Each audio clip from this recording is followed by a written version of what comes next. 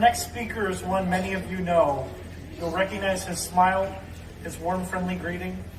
He's someone who's made the choice to do what was difficult in life and be happy with the opportunity that he had to do so. He served as the president of the Student Government Association, the vice president of leadership for Phi Theta Kappa, and treasurer for Mu Alpha Theta. He's a proud father of three and someone I admire very much. Let's go, Jim! Let's go!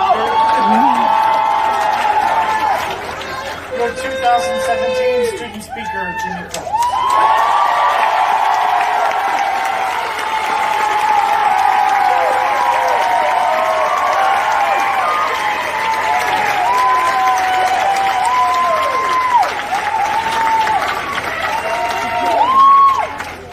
Good morning, and welcome everyone who could be here today for our commencement. We love you, Jimmy! Yo, Jimmy!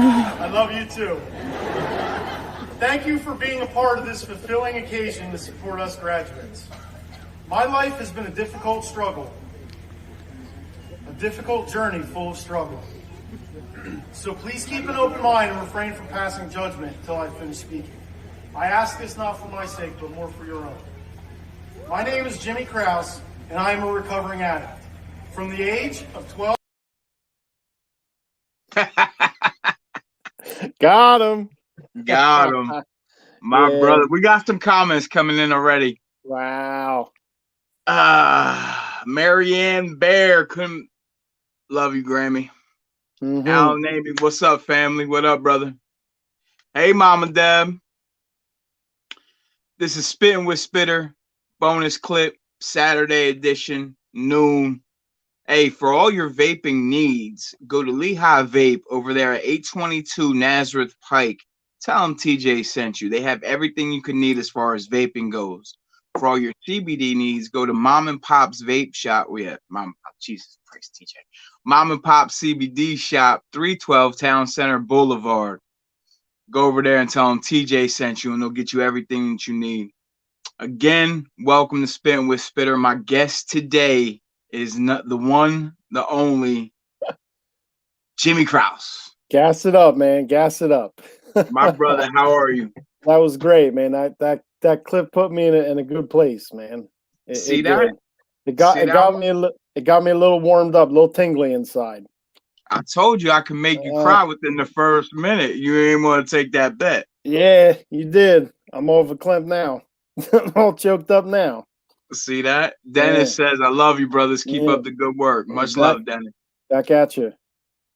So it's like, first and foremost, it's like pulling teeth to get family on your show. Let's start there. Oh, wow. Yeah. Crazy busy, man. Crazy busy. We have probably two of the busiest schedules ever. Yeah. Hard to meet up. Hard. Yeah. With COVID and work and life and family, but that's all right. With this COVID clears up, we're going to break out the grills. And get it. And back to business as usual. Back to business as usual. However long it takes. Yep. Ames, we see you. Love you. So are we, I've chosen February to be like, February is like the breaking point for me. Like, it was a real tricky time when I was trying to get clean. And so I thought to myself, well, let me get everybody I can in the month of February to come on and share their experience, strength, and hope on addiction and how they got here and everything like that. It's a beautiful thing. I mean, because I feel like every month should be mental health and addiction awareness. You know what I mean? Because really there's such a stigma associated with. Because the first thing you do when you got any kind of problem is you got to reach out for help, right? So when you're already beating yourself up about whatever it is taking you down, you know what I mean? By then you already had such a problem. And that's not just addiction specifically. It could be any mental health, but you're already beating yourself up about it. And you get to a point where you reach out for the help. And now you have people looking at you a certain kind of way that contributes to that grip that you're stuck in, whether that's depression or anxiety or addiction or whatever it is. Like you get to the point, by the time you're going to get help, you're already you're already trying to put a fire out that's so bad it's almost uncontainable. You know what I mean? And that's by the point you reach out and ask for help, and then you got people looking at you kind of funny when you call a doctor's office to get a referral to get some mental health services. You know what I mean? So that, you said it, anxiety, depression, and the mental health, but the guilt and shame piece too. Yeah, is for lack of better terms a killer. Oh yeah. Yeah, like I said, especially like addicts in recovery, whether you're alcoholic or an addict, you've beaten yourself up with the substance and the lifestyle all that time, and you're already beating yourself up for everything you did wrong, and then you go to get some help and they're beating you up too. It's like, so I feel that the entire year should be for raising awareness to this type of thing, because with stories like the people you've had on that, I watched a few shows that you had, and you yourself and me and everybody else, like, we found a way to live with what we have, right? We found a way to live with this addiction and move forward and better our lives and do some of the right things. So I think these stories are more than appropriate, like you getting on there and Dennis getting on there to like let people know, the people that are still struggling, that haven't made the decision to reach out for help, right? Because if they're sitting there and they get a chance to see this, maybe it helps them, right? So, and it's also a good chance, is anybody out there watching that has any kind of feelings about it, right? That any kind of negative feelings towards people like us, like, this is a good chance to confront that too. Absolutely. Let them know, like, we're people that need help. That's what we are. We're not all that stuff you say about us. We're just people that need help. I'm not a fiend. I'm not a junkie. I'm not gonna rob you. I mean, maybe back then I would have, but now I'm not. I wouldn't have thought twice about it back then. The reality, though. The reality, and I really mean this when I say it, I really do believe this, that when we're in our active addiction and what we go through at that time, right, we have a whatever it takes mentality that normal people couldn't possibly grasp the concept of, nor would they be able to do it. Because when I woke up every morning with no money, no car, no place to live, waking up on somebody's couch, sick as a dog, I found a way every day. Whatever it took, I found a way to obtain some money, obtain some drugs, and use those drugs, right? Whether there was illegal activity involved or not. So I got that done every day. All I need to do now in recovery is focus on not using the substances anymore, right? And then applying that same whatever it takes attitude to the recovery, and then whatever else I want in life. And the reality is, and I mean this, that there's no stopping me. There's no stopping you. There's no stopping the guy on the street that's still using. There's nothing that can stand in his way. He will get whatever he wants if he puts that same mentality towards getting and staying clean, and then goals after that. There's no stopping him. That's it. There's no stopping 100%. Like I said the other day when I was talking to Jackie, I said I chase my recovery like I chase drugs. And that's how I maneuver. It's something that I heard you say frequently that resonates with me is your addiction didn't take holidays. You know what I mean? It didn't take holidays. It didn't take weekends. It didn't take that sticks with me. I use that sometimes to say to other people. You know what I mean? It didn't take a day off. It doesn't have vacation days. You know what I mean? So when you start. Go ahead. I'm sitting here right now. My addiction is right next to me doing push-ups. Like, I wish you would mess up. Yeah. Yep. Just waiting for the chance. So if you're not prepared, it's like that saying that, you train 100 hours a week or 50 hours a week and hope to never have to fight. That's what it's about. You know what I mean? Right. Be prepared for the fight that might come down the road. But if the fight doesn't show up this week or today or tomorrow, you got to keep training for it. You got to keep ready for it. It's about readiness, because it's just waiting to take us back out there. It doesn't want us in recovery. It can't kill us this way.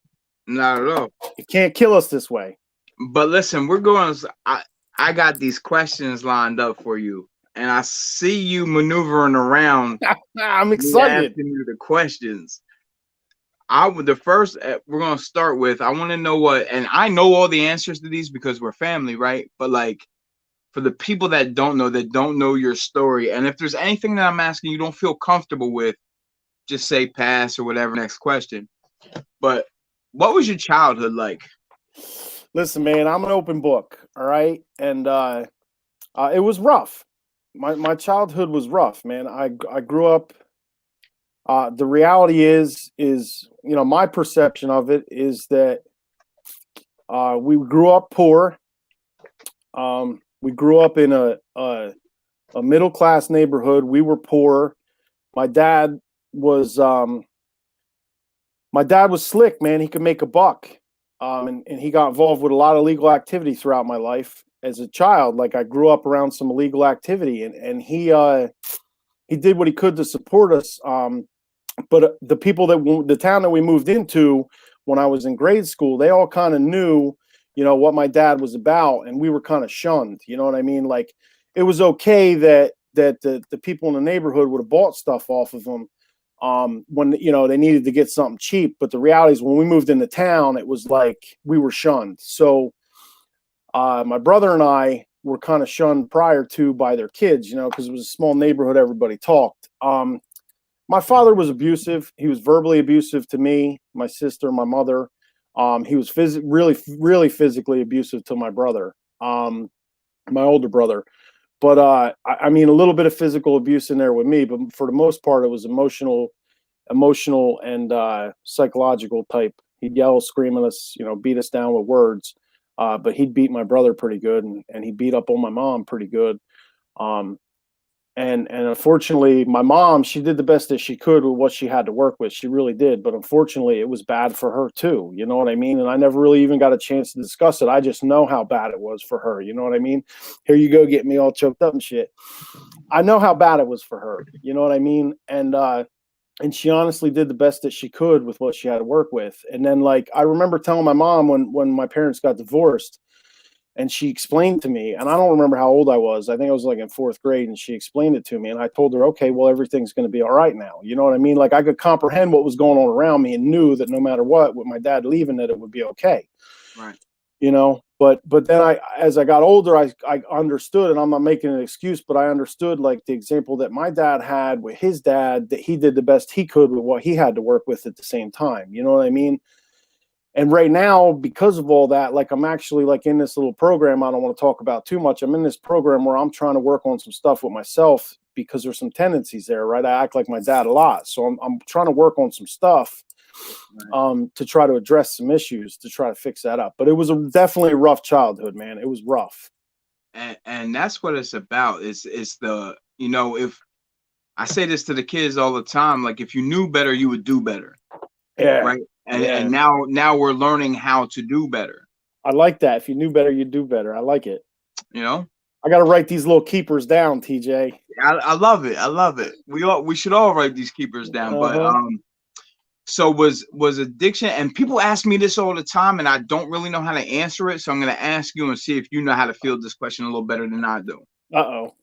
Is addiction found in your genetics? And if so, do you believe that you're predisposed to becoming an addict because of that? Yeah. The way that I was actually explained by a really brilliant professor is that it is now, and I don't know for sure, and they don't have, like, a evidence-based answer, but there's an entire field of psychology that suggests that it is in your DNA. Right? Addiction's in your DNA, but it's more of a switch. Right. So what happens is if it's activated with substances or shopping or gambling or whatever, then you're going to take it and run with it. But if it's never activated, it won't progress and happen. And that kind of makes sense when you think about how maybe somebody my age could have picked up a substance, tried it out, and said, "Oh, that's not for me," but how I picked it up and took with it, ran off with it. But it's also environmental too, though. Regardless if you're predisposed or not, it's definitely environmental, because when you're, and this gets back to the mental health aspect of it, right? Is even when you like, you have a child and they're going through some stuff, like, it's kind of taboo to take your kids to therapy. It still is after all this time, when we know the benefits. The reality is no matter what you face in life, if you have a psychological hardiness, you can be prepared to work with that. So you can be prepared to work with anything that comes your way. So if you're prepared, so my point to that is that basically everybody in this world could benefit from therapy. That's what it comes down to. Absolutely. No matter what, everybody in the world could benefit from some type of therapy just to have somebody to talk to about stuff. You know what I mean? And work some stuff out, right? Right. So I might have got off track there. I forget what you even asked me. No, Oh yeah.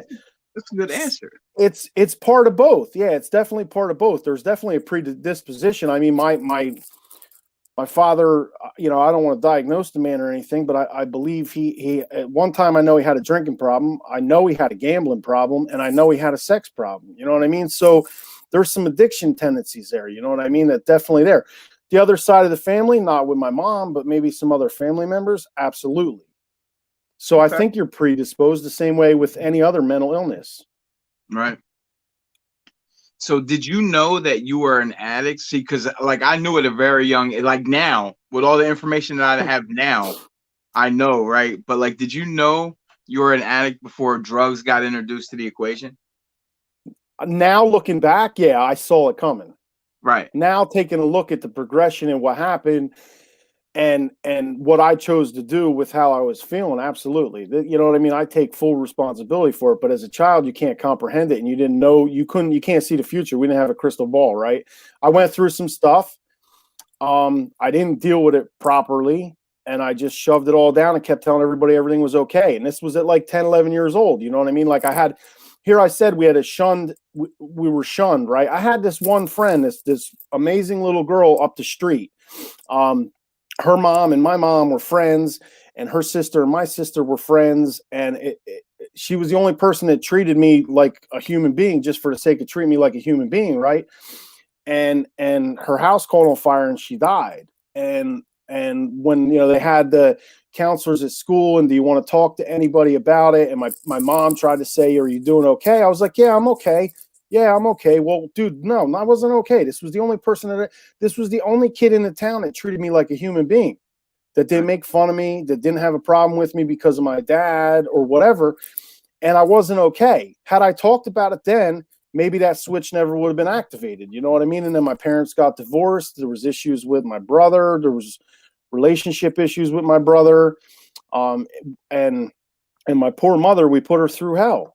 We put my mom through hell, and that, so the whole progression of it and how it unfolded, like I sit and think to myself, like, even if I would have went down that same road, like I could have benefited from some mental health then, and the reality is I made my own choices to say, no, I'm okay. Everything's all right. And just keep it inside. And that eventually led to me choosing to self-medicate. And this is where I'll chime in and say, you said you made your own choices, right? But at 10 years old, are you mentally equipped to make those own choices for yourself? Some may combat that. And I'm in touch with a couple people, well, at least one specifically, but looking back on it now, like I think to myself, that like the school system should have noticed. I was a very small school student, and I'm not putting blame on it, but I know one specifically knew that there was stuff going on with me, and she's like, I know her now, and she tells me how inspiring it is that I came out of this on my feet, right? Because I landed on my feet. I went through it and I'm on my feet, Right. where some other people don't, right? Because they die from it. So. And she tells me and hugs me and gets teared up. And she was like, I tried to say something. I tried to say something, and the school system just really didn't want to get involved, but they should have got involved to a point. It's not like it is now. This was like 20 some years ago. So it's not like it is now where they notice stuff and they try to get the team, the psych team, the child study team to come help you out. But they should have noticed that I had, my behavior issues were not behavior issues. My behavior issues were emotional issues. Right. It was just coming out as behavior. Like they should have been known, like there's something up with this kid. Let's check it out. They didn't even look into it. And my mom was so overwhelmed that she couldn't, my mom was so overwhelmed with everything that went through that she couldn't even notice it either. You know what I mean? And I don't think the school system, they didn't fail me, but they definitely could have noticed and helped. So I'm glad that now they have child study teams. But do I think no, I wasn't capable of making a choice to say I need help right now. You know what I mean? But I don't know that anybody else around me was capable of making that decision for me either, though. Right. You get me way off track sometimes. I get excited about talking about this stuff. Listen, and that's why I wanted you to come on, because like when me and you get to shooting the shit about this, it turns into a different conversation. Yeah. So how old were you when you were able to pinpoint your addiction? Let's get right in it, right? Yeah, we were getting right to the shits. I think, to be honest with you, I believe it was 12 years old. It could have been 11. I definitely know it was 12 or earlier. My brother got his hands on some pot, and he said he had some. He had smoked. He was already smoking pot, and he was already smoking grass. And he said, "Hey, I got this. Want to try it?" And I'm like, "Absolutely." And he's like, "Yeah, you're gonna love it." And so here we are. Like, he's 12 or 13. I'm 11 or 12, whatever, and we're out in the shed, and we're smoking some pot. And he gets this bright idea that we got to cover up the smell. Now we're out in the shed at the back of our house. We got this idea we need to cover up the smell. So he dumps gas all over the inside of the shed to cover up the smell of the pot, dude. And thank God, like, we didn't light ourselves on fire, right? But just thinking about that specific, I remember it vividly. That was the first time I smoked. My brother said, "Here, try this." We smoked some grass, poured gas all over the shed in different spots to cover up the smell. So it's pinpointed. It's between 11 and 12. I think it was 12, though. Jails, institutions, and death.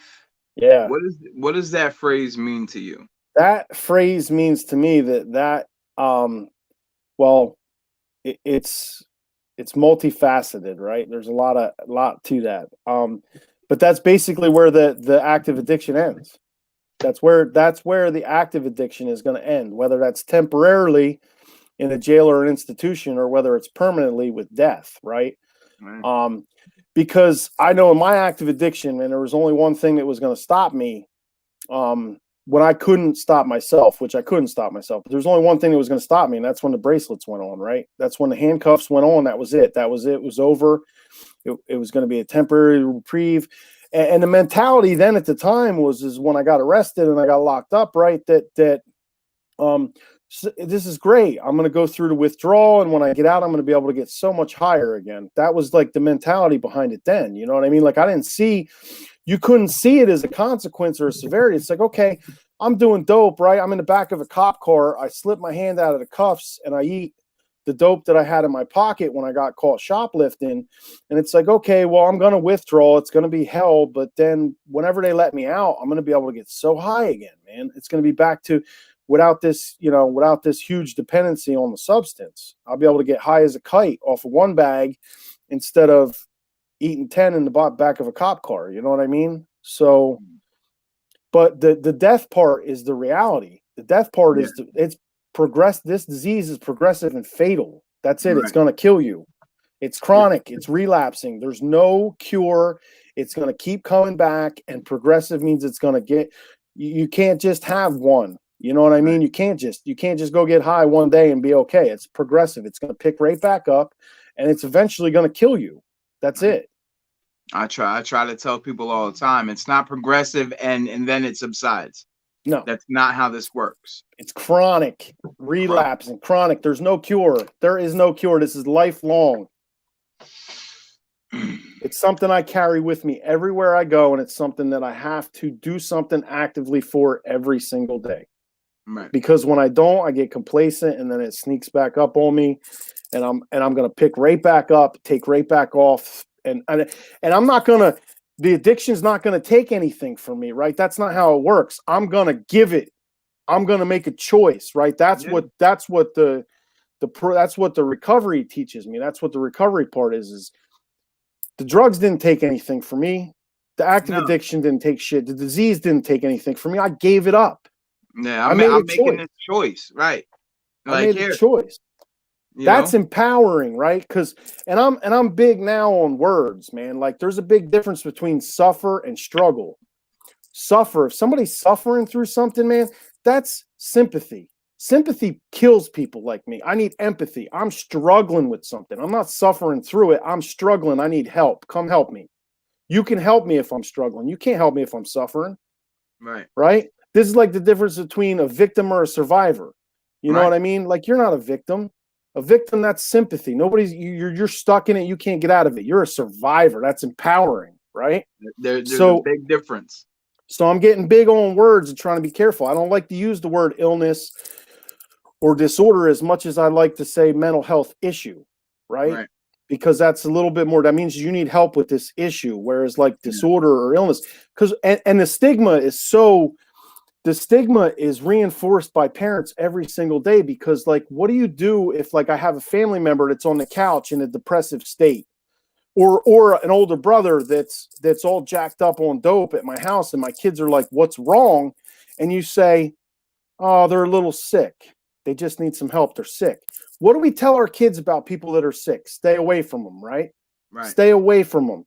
Right. If they got a cold, if they're sneezing, if they're sick, stay away. Especially now with the coronavirus, you tell everybody, if somebody's coughing, stay away from them. They're sick. Stay away. They're contagious. You're going to tell them that about mental health? No, it's just somebody that's got a little something extra to deal with and they need some help. That's it. They're not sick. You call it, when you tell your kids that someone with a mental health disorder is sick, you're essentially telling they're smarter than we think. That in turn tells them stay away from that person. Right. So we start with this stigma and these stereotypes with our children at a very young age. Yeah, with our kids. Right. And the reality is if you need help with something, it's simple, right? You have a flat tire, you're going to ask somebody to help you change the tire. Or if you need money, you're going to ask a family member to loan you a couple bucks to help you out of the jam you're in, or whatever it is. These people like us, people with mental health issues, are just so resistant to even want to reach out for help. Like that's a huge barrier in itself, because the minute you ask for help, you get all that stigma. Judged. You get it. And that's ridiculous. That's ridiculous. We're a society that should be wanting to help each other. Right. So this is, again, why in the first thing you asked me, dude, this should be, I know you can't for whatever reason, but this should be your show for here on out. This should be, it should raise an awareness for this all the time. And you're not the first person that said that. And there's probably been about 6 of you so far that has said, this is something that you're very educated in, that you've experienced, that you should make this your platform. Yeah. And I'm strongly considering it because I think people need to open their eyes to what's going on, like out there within facilities, within hospitals, Even the reality is, man, even the treatment places that are running commercials, right? Man, even the commercials that you see on TV that come up, it shows people in a horrible position to try to get someone that's struggling to identify with it and call that hotline. And that's great for trying to reach the person, right? Because they show those pictures with somebody like this, or backed up against the wall, or on the streets, like in, ragged clothes, trying to figure out what to do with themselves. That's great to try to connect with the person that needs to call, but that promotes the stigma and the stereotype when everybody else that doesn't understand it sees that commercial. They're like, look at that guy. Why are we wasting money on trying to help those people?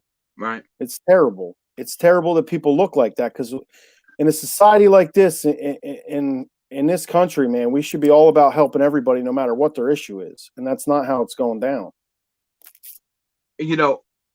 I remember somebody saying to me when I was in my active addiction, I'm not going to give him any money because he's going to get high.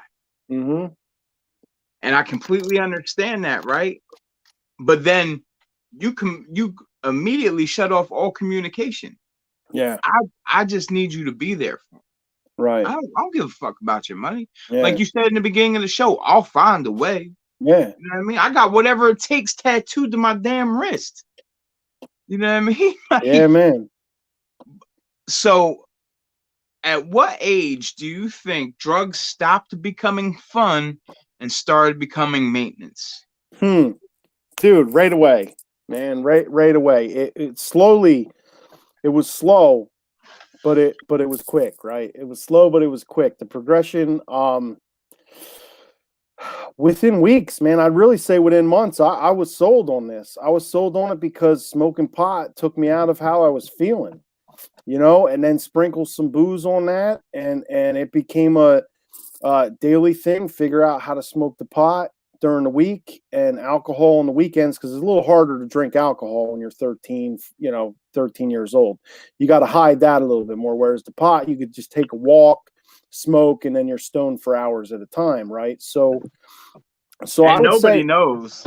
yeah, right.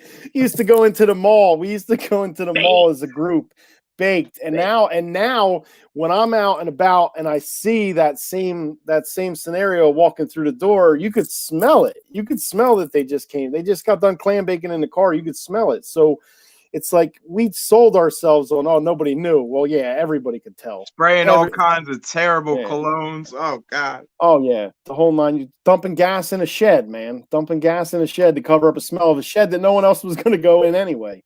But it took off. It took off right away. And progressive, right? Here's the progression part. Like, it started with, again, smoking pot during the week, pretty much as many days as we could. There's a group of us, so it was a little hard to get money at that age. But once we got the money and we found the weed, and then on the weekends, we thought it was normal. This is normal what teenagers do. I had a group of like 8, 9 friends in the town. Well, actually like 7 or 8 in the town that I was in. But then we took it to a whole nother level as we went to high school. We brought people in from Phillipsburg. I grew up in the Phillipsburg area, but in a small town. So then we started bringing people in from Phillipsburg. And then my dad, when my parents got divorced, he moved to Phillipsburg. So I met a whole new group of friends. We started intermingling, and it's like we're drawn to each other, right? We're drawn to each other. So it was just these badass kids, man, and with all these problems, and we just smoked and drank ourselves silly. But the progression turned into, like, I remember being, when I lived with my dad for a period of time, when I was in high school, man, I huffed shit every night till I fell asleep, dude. So to put it like how quickly, I mean, I ended up babysitting for people that I guess that they had stopped using drugs for quite a period of time, and they were getting together for their anniversary. I think I was in like 8th grade, and these were friends of my dad's, and they hadn't used drugs in a long time, but apparently they had a real bad crack issue prior to this, brief abstinence. They decided to go out and to a bar for their anniversary, and they got drunk, and then they decided to get a hold of some crack, and they came back, and my brother and I were babysitting their kids for them, like in like 8th, 7th, 8th, 9th grade, whatever. And they came back with a whole bunch of crack, and we smoked it with them.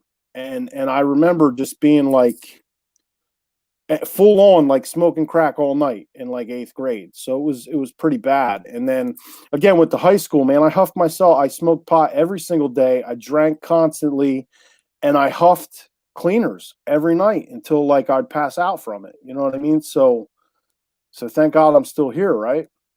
And then that just turned into harder drugs, and I remember in high school, looking back at the smoking crack incident, that I was never going to do that again, because that was terrible. I can't do that. Like, I justified all my other using and said, oh, as long as I don't smoke crack, it'll be all right. Or as long as I do it on the weekends, it'll be all right.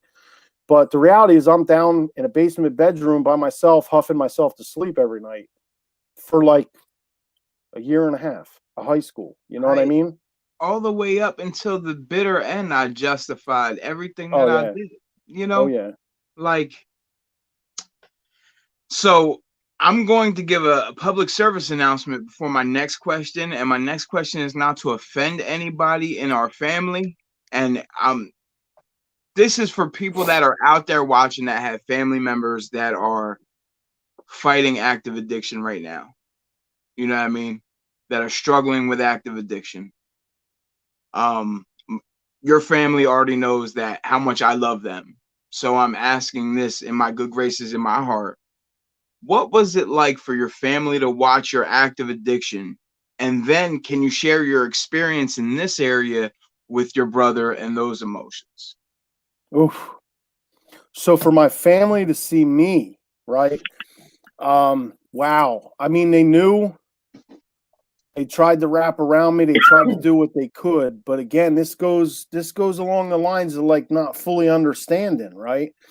I remember a time where my dad finally finally recognized, and my family tried to tell my dad how bad how bad I was. Right. And he wouldn't really hear it. But there was a point where my mom finally got to him and said, like, look, I think somebody else mentioned something to my dad. My dad reached out to my mom. My mom decides to take the little bit of money she had and take me down to my uncle's house in Tennessee and, watch me kick dope. And she watched me. She the whole ride. For 2 weeks we were down there, and the first week was hell. And then they started to try to give me some fun stuff to do. It was like getting to see my uncle. I don't see that often. For my mom, it was seeing her brother. And I remember how awful it was, and then how great it felt. And then we came home, and I went right back to getting the shit. Like, and I justified it immediately and said, like, oh yeah, I got to go do this, this, and this. And I lied about everything I was going to do. And it was pretty much like the day after I got back. It was like the same night.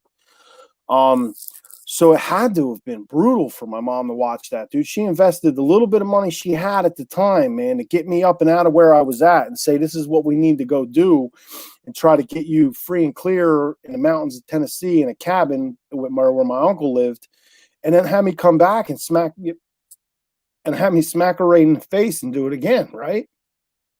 So I'm sure it was tough. Man, and my sister grew up without two brothers, right? She had two brothers, dude. She grew up without them, man. We tormented my sister. And I'm sure she's getting upset when she's listening, man. I was a horrible son. I was a horrible brother. And it had to have been brutal to watch that, you know what I mean, while I was using. And but now I get to be there, right? Now I get to be there for my sister or my mom, or say hello, or just talk to them on the phone and be like a family member or a human being, or I love you back, Mom. We all love you up here, Mom. For real, for real. But the reality is I was a horrible person, and it had to be terrible. And like, listen, I'll get right to it before I get to the brother piece, because here it is. Here is the moment, right? Because I'm sure this is a question you have: is when did I make the decision, right? Right? When did I make the decision? Was that going to be a question you had? Stop jumping the gun. So, all right, forget that. So for my brother, what was that? All right, we'll get back to it. So my brother, right? Yeah, okay. You putting it into perspective a little bit for me, my dad was, again, like I said, abusive to my brother and I. And what he would do when we were kids was my dad would come after us with the emotional abuse, the psychological abuse, and my brother would step up and talk shit to him, right? And I never understood what that was about. I always used to try to talk him out of it. But now I understand why. It was to protect me from catching the ass whooping too, right? So you think about that, and I think about like my brother and all the horrible things he did, and then I think about like that kind of shit. Like, he got his ass whooped so that I didn't, man, when we were kids, dude. That's huge, right? So to me, he's a warrior, and he wasn't that big of a guy. He couldn't really fight, but he sure as hell acted like he could. You know what I mean? He was right up in somebody's face. I remember somebody telling me a story about how he said something sideways about me one time, and my brother got a bat and broke all the windows in the guy's car just because he said something. Like, he was that kind of person. The dedication was through the roof. But if you're on the opposite side of that, he seemed like a really, really, messed up individual. But the reality is, dude, to me, like, all the years watching it, and what we tell ourselves when we're using, right? We tell ourselves we're warriors. Nothing can stop us, right? Right? Until the shit does. Well, that's just what happened, man. My brother thought at the end, he thought he had a chance, man. He was like, yeah, I could try this recovery thing, right? My little brother's doing it. Why can't I? And he had this mentality that he was going to give it a shot, man. And he talked to the judge at a sentencing hearing, and the judge gave him time served probation instead of more prison time. And I'm in agreement with that to a certain extent. They should have maybe mandated him to treatment, because the only thing that we learned by going to jail is how to be a better criminal. You take an addict, you arrest him, you send him to jail for a crime he committed. The only thing he does is learn how to be a criminal. We were criminals at the time, but when we go to jail and we sit there, all of a sudden now we're learning how to be a real criminal. Now we're not just a drug addict. Now we're in the criminal lifestyle that comes along with it. Right. But the reality is he talked to that judge. He got to the judge, and the judge said, you know what, let's give this guy a shot. Time served probation, man. And he decided, you know, he made it like 8, 9 days, whatever. I think it was 8 days, man. And he decided to get high, and it took him out. And it was tough for me because I looked at it as like he's a warrior, man. He's going to be one of them guys that's 60 years old still using dope, you know, go for his 3 or 5 year sentence, get back out, use again, get caught up, go back to jail. Dude, that shit killed him. That's it, man. It took him out. He laid on a bathroom floor. They brought him back to life, right? This is some real shit. They brought him back to life. He's on life support. I go there and I'm looking at him, man, and all I want to do is go get high, dude. Think about that's the real. You want to get to the fucking truth of this disease? I'm sitting there looking at my brother, never going to do shit again. Never going to eat. He's never going to say hello. He's never going to look at me again because of heroin. And all I wanted to do was leave and go get heroin. You know what I mean? Think about like how messed up that thinking is, dude. How I could twist that situation with everything I knew in 7 years clean at the time. I thought that the best solution at that time was to go get high too.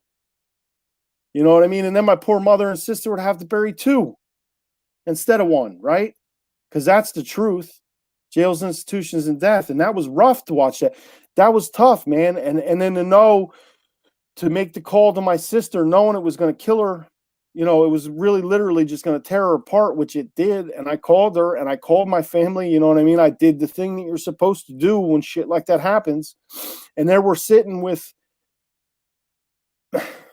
so much potential in a bed dead, dude, because he stood up and took an ass whooping for me every day. And I don't know if it's all right to swear on the show or not, but he stood up and took a whooping, man. That's the kind of guy he was, that if he did that for me as his little brother, even though he tormented me and beat the crap out of me when I was, you know, as a little brother, he beat on me, but not the same. Dude, my dad would have physically like really put a hurting on us. You know what I mean? My brother stood up and took that. Black eyes, busted lips, man.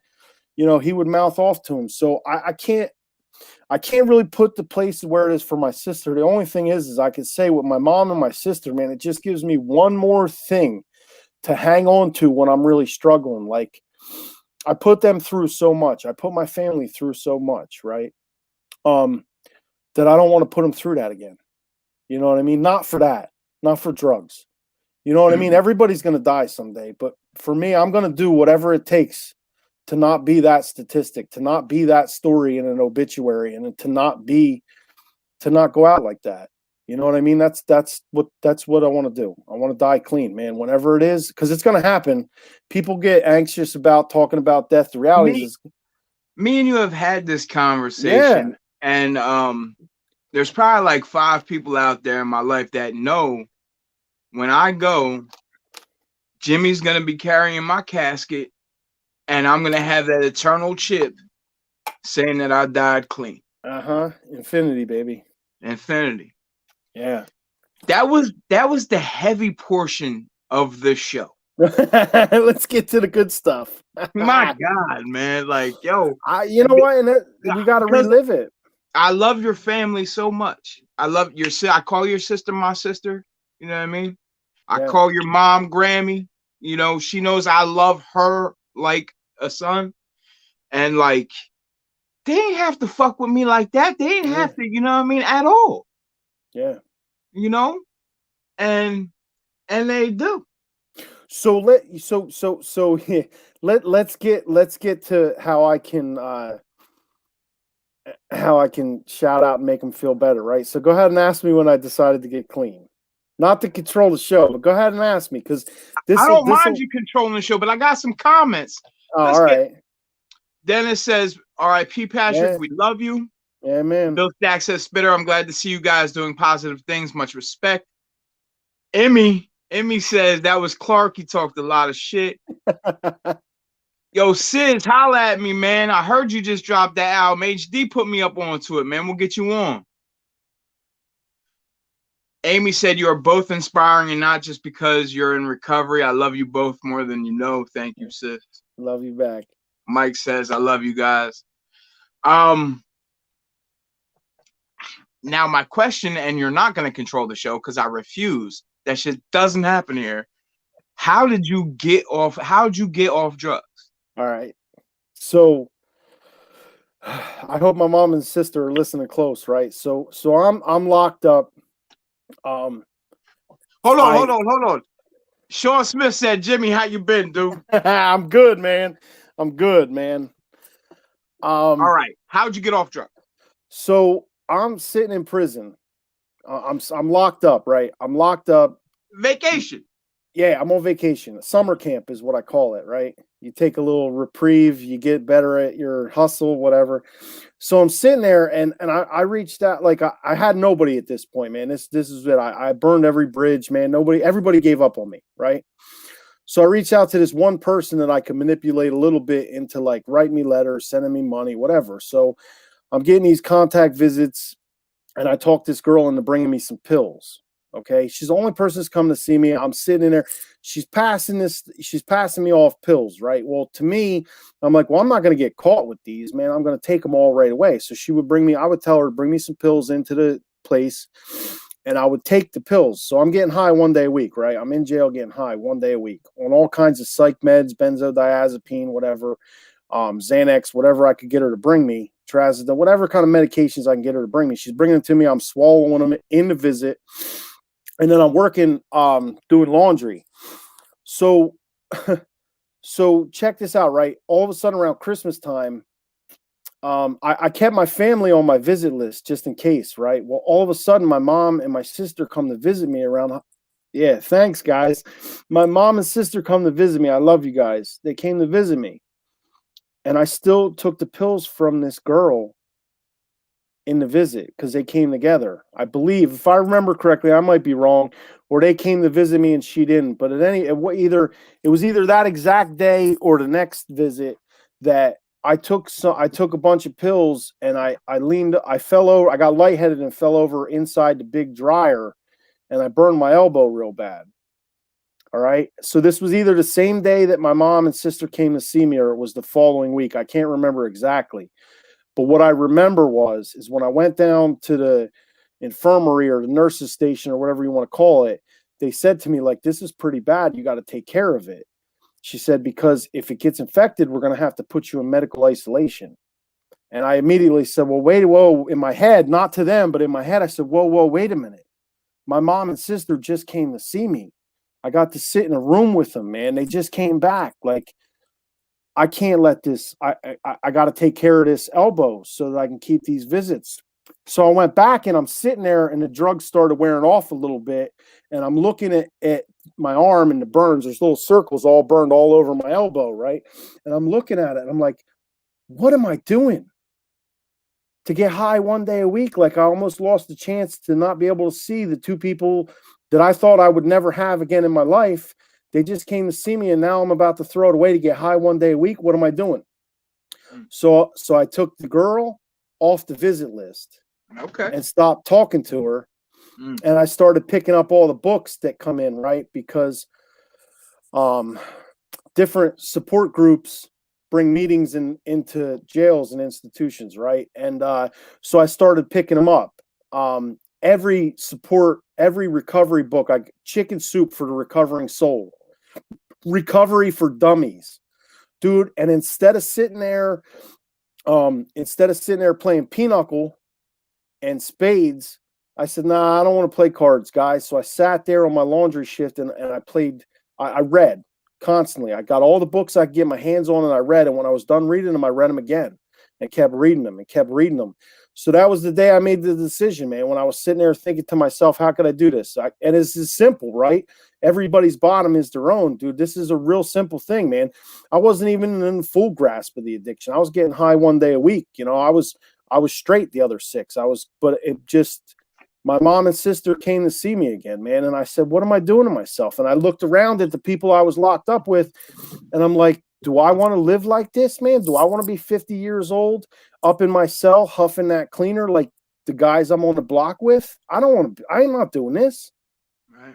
You know, so I made the decision at that point. I also had a kid, man, at the time. He was only a couple years old, and I wasn't, that kind of resonated with me too. You know what I mean? Like, what kind of father am I going to be if I keep going this way? So But that was it, man. That was when I made the decision, and I said to myself, I'm going to do whatever it takes to never be back here again. And it started as that simple. It started with, I'm never coming back to jail. I'm never going to give up. You know what I mean? I'm going to be there for my family. I'm going to do whatever it takes. And that was it. That was, the decision was made that day. Now let's talk about your recovery experience. So I went through, I've tried multiple different routes to get my recovery. I've done some personal therapy. I tried multiple different support groups. I tried some spiritual stuff at one point. I tried whatever, again, that whenever it takes mentality. But the part that it really started to get like some perspective is after my brother died, actually the day that he overdosed and was on life support, when I was heading to the door to leave, locked and loaded to go get high, I remembered one of the things that I heard in one of those support group meetings. And it said, don't take it home with you. Right. So when I was thinking about that, I said, like, okay, I can't walk out of here with this, how I'm feeling. Right. So I turned around, I walked back into the room, and I shut the doors, and I started yelling at my brother. And I told him how fucked up it was. Sorry, I don't know if you're allowed to swear on here or not. We let it fly. I know I saw a couple, but I saw a couple in the videos. But so I went in there and I let him know how I was feeling, because it was something that I needed to do. And then when I got, and then all of a sudden a couple security guards came in. There was actually still a couple cops there at the time, but security guards came in, and they're like, "Is everything okay?" And I said, "Yeah, I just got some stuff I got to get off my chest. I'm sorry, I'm done." And that was it. I was able to now walk outside and call my sister. Right. So, but at that point in time, I realized, and then so this guy named TJ is like, "Hey, why don't you come to my celebration?" Like 2 months later, whatever. So we don't get too much into that, but you pulled me in and said, like, "Hey, why don't you come here?" And I went there, and it was supportive, and it was beautiful, and it was just what I needed to see. And I met some really good people there, and that started me off to some real in-depth recovery type stuff to take a look at. So it really is whatever it takes. You know what I mean? And I'm a firm believer that when you need help, just reach out for it. And nobody knows you better than yourself, right? Nobody knows you better than yourself. So when you start getting a little twisted this way or that way, you need some more help. Maybe, you can figure that out. You just got to find it and get to it. Absolutely. So the recovery has brought me to a whole new place as far as how I feel about myself. Okay, good. No, I thought you was going to jump the gun again. I was trying to slow you down. Good. You've been clean for over a decade. I mean, I know exactly how long you've been clean for. You know how long I've been clean for. But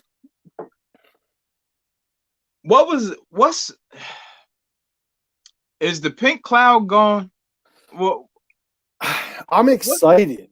I'm excited about it, and I stay excited about it sometimes. Sometimes I get a little too excited. But the reality is it's just something that I got to live with, man. This is just something I got to live with. It requires a little bit of work every day. And I got to put the work on it, but I also got to be on high alert all the time, man. I got to be on high alert to see when something's sneaking up on me, so that I can maybe do a little more of that day of what I need to do. Maybe make a phone call and ask for help, because today might be a little bit more than I can handle. Let me talk to somebody. Let me run something by somebody. You know what I mean? So I get really excited about this. I really, really believe that when people make the choice similar to the way that I did, and they put that same can-do attitude, or that whatever it takes, into the recovery, that life is going to be great. Not every day. There's days that I struggle more than others, but then there's days that I do well and things go great.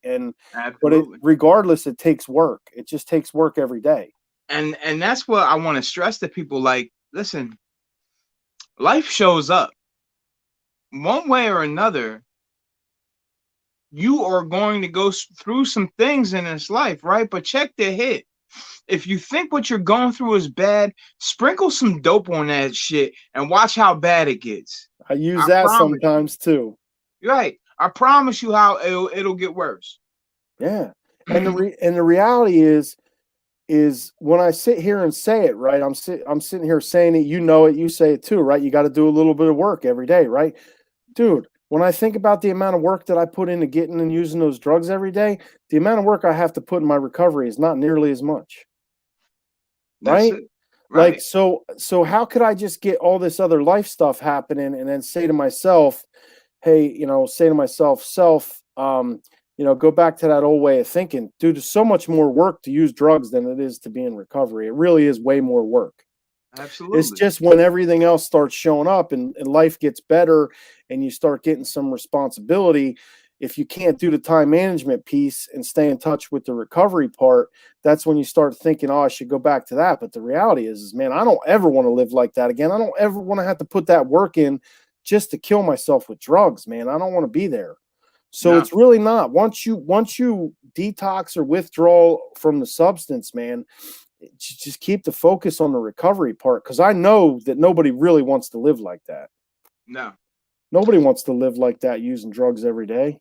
Amy said the hardest part is asking for help. I usually just struggle through it myself. Listen, I'm here. Jimmy's here. We love you. We need you. You know what I mean? Dave said, I had a rough day and my man TJ was there, and I'm so thankful for that. Now to the fun shit. Oh, yeah. The intro I played was from your graduating speech from college. Yeah, man. One of my more proud moments, because I got to watch you trudge through that shit like a warrior. Oh, yeah. How old were you when you decided to go back to school? Jeez, man. Hold on. How old am I today? Get a calculator. Carry the 1. I think 33. I believe 33. I made a decision to go to college. All right. Now list your degrees, please. Well, right now I have I earned an associate's degree. I started off at community college. I earned an associate's degree in social science, and then I transferred and I earned a bachelor's degree in psychology. And I'm currently 2/3 of the way done with a master's in clinical counseling. Damn, Sway. Yeah. Yeah. Alan said, thank you for sharing your story today. I'm sure people were watching that were inspired to get help. What are your goals for all of these degrees in which you possess, kind sir? Well, the reality is I know that there's potential to help other people like me, and that's really what I want to do. I want to help other people like me. The goals could be endless, right? Because what I came to find out in this journey of schooling is that I'm actually pretty good on words, and some of the misconceptions I had about myself, right? Because I truly believed that I had real issues with memory because of the substance use, and I did a lot of brain damage, right? Like I damaged my brain significantly. But what I found out is the brain is a very resourceful organ, right? It is repairing itself. And I used to tell myself and honestly believe like I couldn't take like a real legit exam because I couldn't memorize stuff. I couldn't study. What I came to find out is that my brain was like a sponge, just waiting. So as I worked hard on this stuff, like I learned how to learn, right? And I say that all the time because I didn't do the school stuff when I was a kid. I didn't do what you were supposed to. I got pushed through school because I was a behavior problem, because I was emotionally traumatized inside, because, so what I want to do with it is, I mean, I want to be an addictions counselor, right? That's what I'm working toward. I actually currently am an addictions counselor. What I want to do is get I want to get the master's degree. I want to be a licensed professional counselor, right? So it's an LPC. I'm going to be a licensed professional counselor, and I'm also currently working on the core concepts of recovery, those courses, so that I can also be an LCADC, which is licensed clinical alcohol and drug counselor. And then at the right time, after a couple years working that way, I really want to work on earning what's called an approved an ACS, approved clinical supervisor, so that I can actually become a clinical director of a facility. So the plan is to start out helping people one-on-one, like in a counseling type environment, like a halfway house.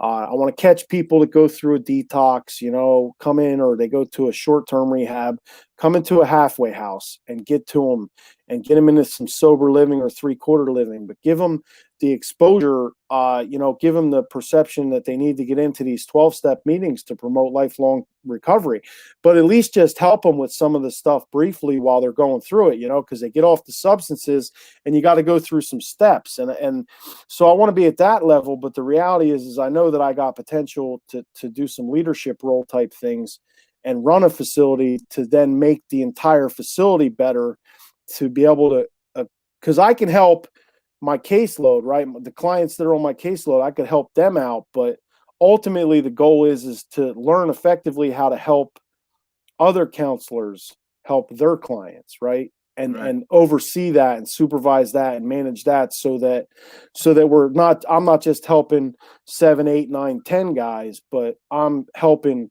multiple counselors to help multiple caseloads of guys, so that we're putting it in the right direction. You know what I mean? But that's the plan, I want to be running some type of inpatient or outpatient substance use disorder facility. That's what I want to be doing. That's the goal.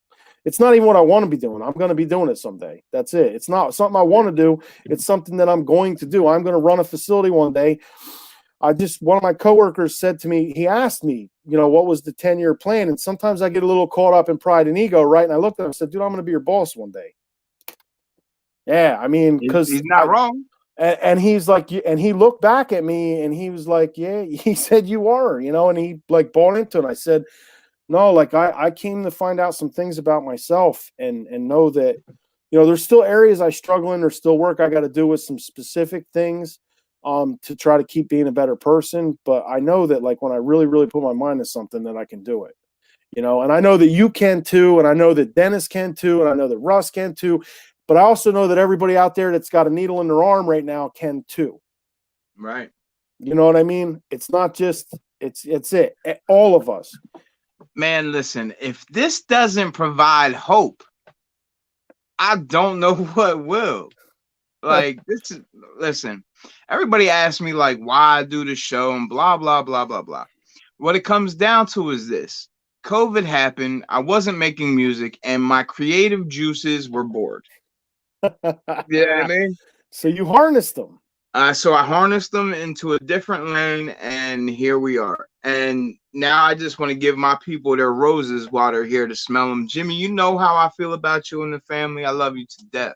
I love you back, man. Like,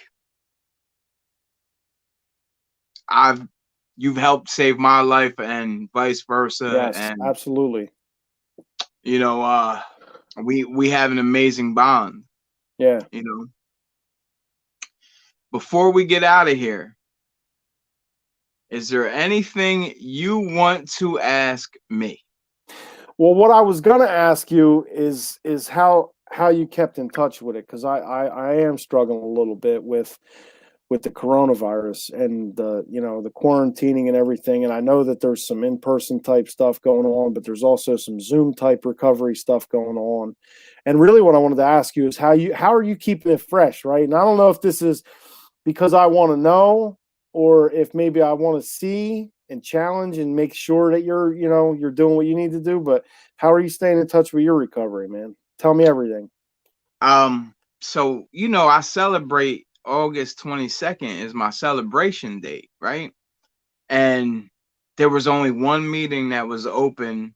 You had to wear masks or whatever. So I went, did the whole celebration thing, left the meeting, and then my phone started going nuts again. Hey, can you share your experience, strength, and hope via Zoom, this, that, and the third? And I hate doing that shit, you know what I mean? But like, it's necessary. Yeah. And my core group of guys that I talk to often, you know what I mean? And people that are struggling, that go in and come out and go in and come out, they keep it green for me. Yeah. So you're feeling that too, then, that Zoom disconnect. It's not the same. It's not the same, man. It's not the same. But you're still doing it because you know that it works. I have to, bro. Like, I'm wired to where, like, I'm one bad check away from fucking up the whole account. Yeah, that's You know it. what I mean? Like, that's the best way I could put it. One bad decision away from death. Yeah. Yeah. And so I like your analogy, though. One bad check away from fucking up the account. Yeah. So that's how I keep it green. What else you got for me, play? I don't know, man. How are you coping with not having cookouts with me? I know we were gonna. I know we were gonna meet in person today, but just because of some possible exposure that I might have had, like I said, no, it's not a good idea. But I kind of really was looking. I was looking forward to it, and really, like, here's the part. Like, I struggled because I was hesitant to say something to you because I was so excited about the potential of like sitting down with you and being in the same room with you that I almost wasn't going to say, like, okay, I might have potentially been exposed to someone with coronavirus. But so I'm like, okay, let me tell them I'm potentially exposed, man. I can't come meet with you because that's the honest thing I need to do. It can't be selfish that I want to get with, I want to get together with you. So, I don't know. Are you all right? So maybe too personal. I don't know, but are you going to get a vaccine or no vaccine? I guess that'd be the question I'd ask.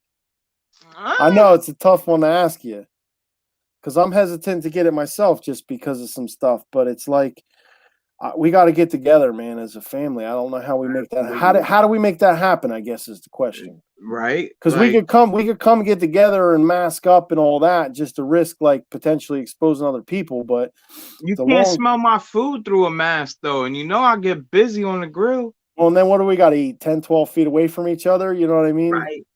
Yeah. Like, I miss you guys terribly. Like, that's one thing, like, because like if people don't know, like normally we celebrate Thanksgiving, Christmas, and in the summer, or all of our birthdays, we celebrate together and we cook out every weekend.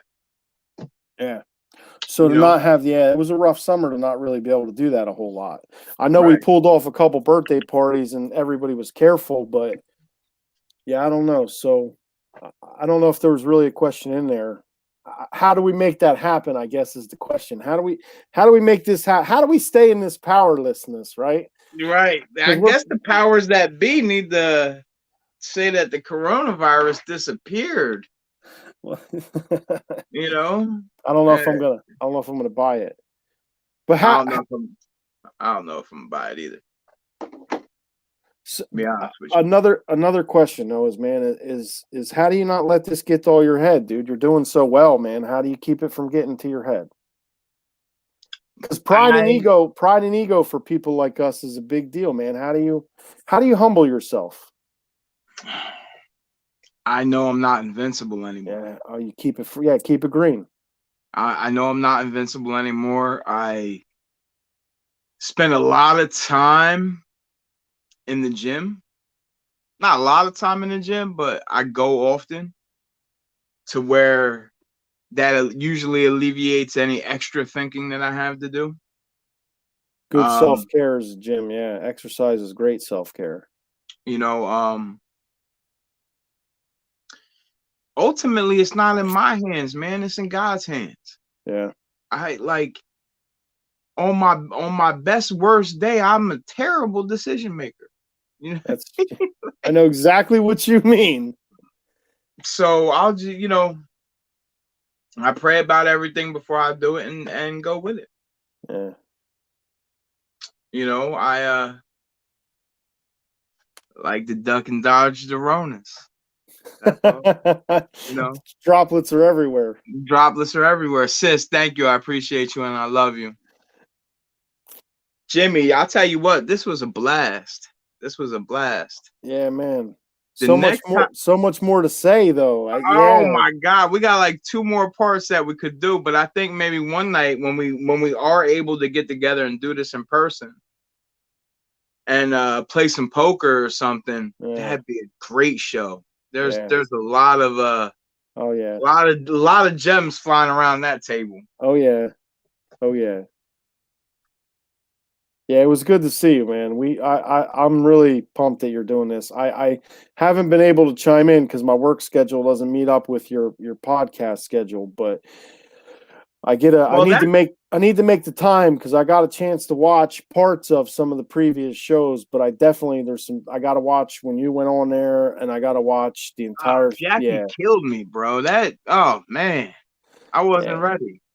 yeah. For those that are watching, tune in to 2M1L Media. That's our YouTube channel. You can catch a bunch of our shows on there. My brother's got Around the Turnbuckle, Home Team Sports. I got Spittin with Spitter. You know, there's always going to be bonus content, and we're going to continue to do this recovery and mental health awareness until people become more aware. You know. And one last time for my sponsors, for all your vaping needs, tune in, go to 822 Nazareth Pike, Lehigh Vape. Tell them TJ sent you, they'll take care of you. For all your CBD needs, go to Mom and Pop CBD shop at 312 Town Center Boulevard in Forks Township. And for all your recovery needs, hit up Jimmy Crouse and he'll walk you through it. Oh shit. You know? Yeah, My brother, man. I love you. I love you to the max, man. You I love already you know. back. You know how it is. Yeah, man. Thank you for everybody that's tuning in. You know, and real fast, I just want to let me see where I got something here that, you know, the addiction hotline. Nice. You know what I mean? Even if it's that's just a little start, you know, it's there. Mikey Ash said, great show, guys. Mikey, we love you. Jimmy, anything else? Any parting gifts before we get out of here? Man, I just want to tell you that I love you. Love and you I back. do want to say that regardless, to anybody who's watching, if they're struggling with something right now, it doesn't matter if it's addiction. It doesn't matter doesn't matter what it is, man. You're struggling with something. Help is available. Specifically to the addiction, recovery is waiting for you. It's just sitting there waiting for you. You just got to reach out and get it. There's a whole new life for you. If you're struggling with a specific mental health issue, there's help available for you. There's therapy. There's stuff to help you get out of yourself, to live a better quality of life. Because nobody has to live in that struggling. You know what I mean? There's help. So I guess really what I want to say is that there's help available for you. No matter what you're going through, there's help. You just got to make the choice to reach out and ask for it. That's it. Absolutely. Stop killing yourself. Stop beating yourself up. Go get some help. It's waiting everywhere. More places than you think. Absolutely. That's it, man. And with that, Jimmy, we are out of here. I hope y'all have a great Saturday afternoon. Peace out, y'all.